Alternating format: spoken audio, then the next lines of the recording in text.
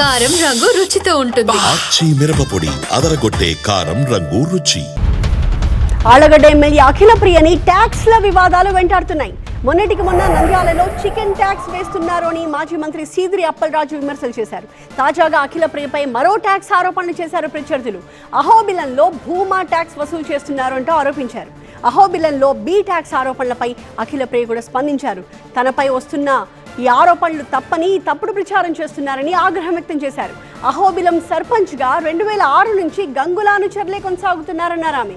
గత 5 ఏళ్లలో వైసీపీ వారే అహోబిలంలో అక్రమాలకు పాల్పడ్డారన్నారు.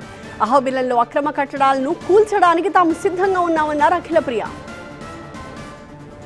కన్స్ట్రక్షన్ చేసుకొని రెసిడెన్షియల్ కనెక్షన్స్ పెట్టుకొని కమర్షియల్ గా వాడుతున్నారు. వాళ్ళందరికీ కరెంట్ కట్ చేయడం జరిగింది. మీరు చెప్పినట్టు కదా చేసాము. మీ సర్పంచ్, మీ వైసీపీ సర్పంచ్ చెప్పినట్టే కదా చేసినాము.